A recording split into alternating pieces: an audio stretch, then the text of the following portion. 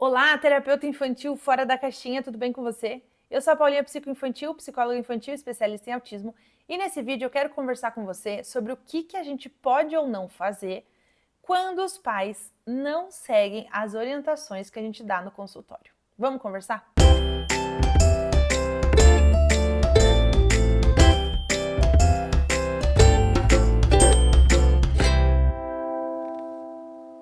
Então vamos lá. Pensem comigo aqui nessa cena. Tá lá o pai, chegou, trouxe para você toda a demanda dele do comportamento da criança, que a criança tá batendo, tá mordendo, tá chorando, tá fazendo isso e aquilo. Você vai, como uma boa psicóloga, fazer toda uma análise desse caso. E claro, se você é minha aluna do Psicoplano, você já sabe como utilizar a metodologia IANF para fazer as 4 etapas da investigação do caso, atuação, mensuração e finalização. Então você tem estrutura e estratégia para conseguir avaliar bem aquela situação, aquela família, aquele caso e realmente iniciar a sua atuação.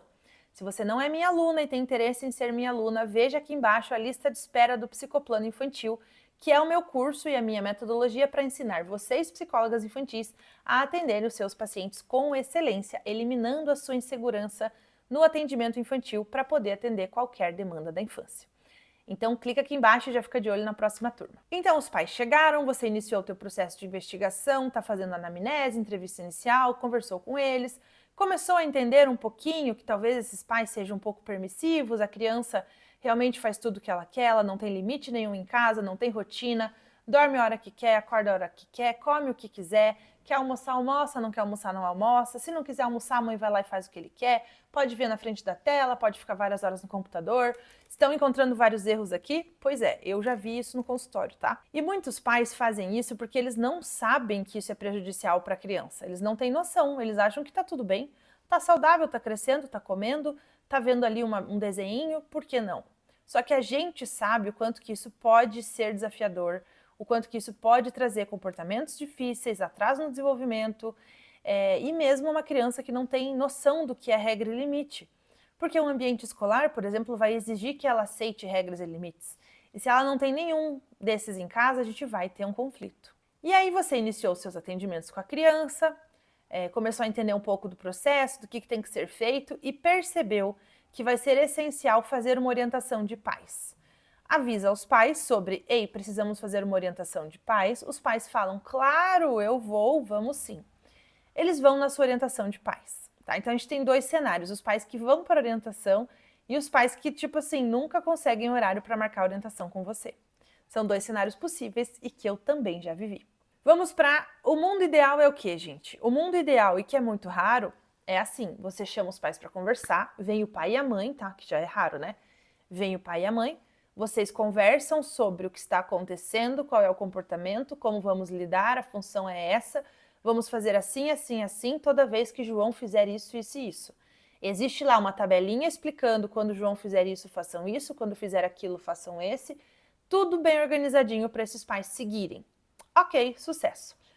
E aí esses pais vão para casa, fazem direitinho o que você falou e Joãozinho melhora o seu comportamento. Esse é o mundo ideal. Possível sim, porém raro. Não vou dizer que a grande maioria dos meus pais consegue ser assim, tá? A gente vai ter os pais que querem ser assim, mas não conseguem. Então, eles têm barreiras importantes que são traumas e dificuldades deles mesmos em impor limites e regras, por exemplo. E aí você vai ter que trabalhar toda a sua empatia e dividir aquela atividade em tarefas menores, porque a família não vai dar conta de tudo que você está propondo. Vai ter que ser aos poucos, vai demorar mais, mas eles também vão conseguir.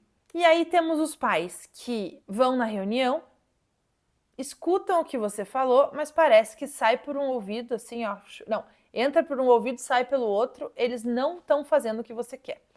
E daí você pede alguns vídeos durante a semana para saber como é que está sendo, eles mandam os vídeos e é só o caos, eles fazendo tudo errado com a criança, ameaçando, chantageando, colocando de castigo, punindo, gritando com a criança.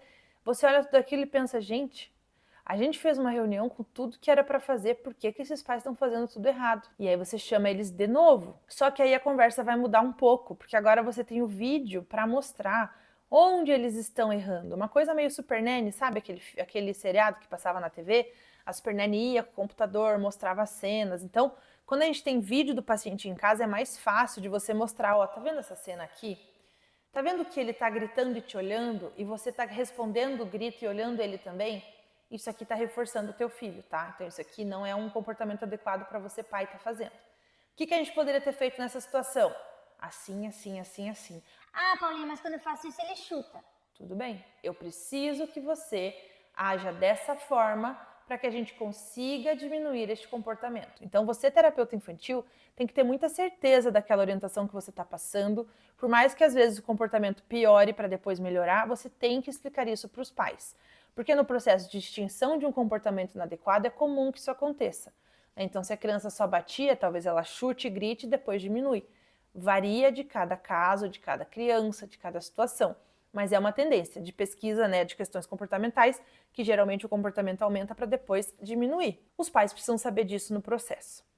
E aí a gente tem os pais que você vai, orienta, orienta, orienta, fala, fala, fala, explica, explica, explica, pede para filmar, mostra o vídeo, ensina de novo, fala de novo, e parece que não vai, tá? Então, esses pais e os pais que nunca vão nas reuniões, que parece que terceirizaram todo o trabalho, mandam lá um oi no WhatsApp às vezes, tipo assim, somem, o que dá para você fazer? E aí eu vou jogar uma real que talvez te doa. E a real é o possível.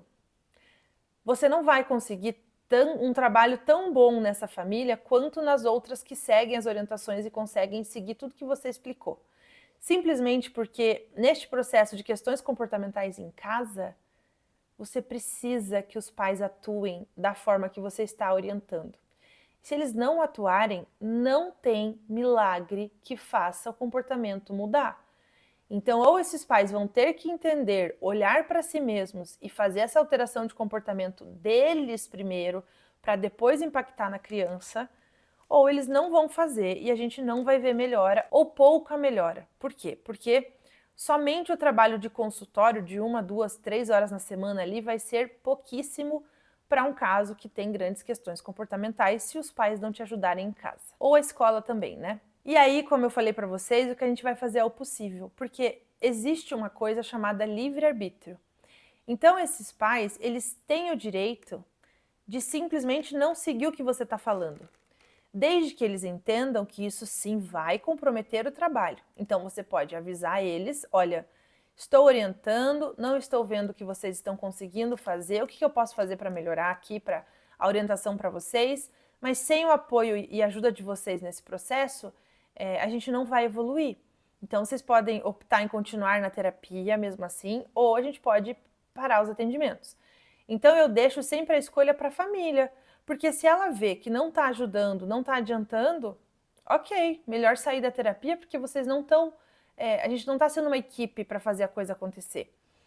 Agora, se eles resolvem deixar na terapia mesmo assim, mesmo sem eles fazerem a parte deles, eu vou fazer o meu melhor e o meu possível dentro do que eu consigo, que vai ser dentro da minha sala de consultório, talvez alinhando com as outras terapeutas, conversando com as outras terapeutas da criança, talvez conversando com a escola, mas se os pais não seguirem, a gente sempre vai ter aquele gap ali, aquele buraco no trabalho.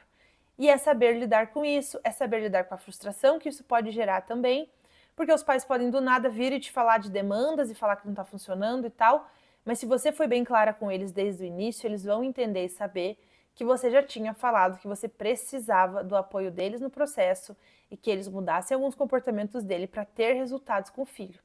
Não fizeram mudanças, realmente nosso resultado vai ser mais lento. Tudo isso acontece porque a gente tem clareza na comunicação com as famílias. E essa é uma dica, assim, que eu diria que é a número 1 para você que atende crianças, é a clareza que a gente precisa ter com os pais e mães dos nossos pacientes para que essa comunicação não gere atritos e acabe gerando situações desconfortáveis para ambos os lados. São essas as opções que eu enxergo quando a gente tem pais no consultório que não seguem as orientações. É lidar com aquela realidade, fazer o nosso melhor e entender que sim, existem barreiras que não dependem mais da gente. Você pode optar por sair do caso ou propor para eles também que eles decidam a hora de sair, né? Se esse caso não estiver avançando e se você vê que realmente não vai andar e está te trazendo muita preocupação e ansiedade, né? Angústia assim de não ver o caso evoluído também, você pode conversar com essa família aí encaminhar o caso para outra profissional ou explicar que você vai pausar os atendimentos enquanto eles fazem a terapia deles, porque eles também precisam olhar para eles. Então, a gente sempre consegue encontrar caminhos aí nesse processo para organizar bem situações como essa. Espero que vocês tenham gostado da dica. Lembrem que para ser minha aluna do Psicoplano e aprender mais sobre a metodologia Yanfio, o link está aqui na legenda, é só clicar e participar da lista de espera. Um beijo e até o próximo vídeo. Tchau!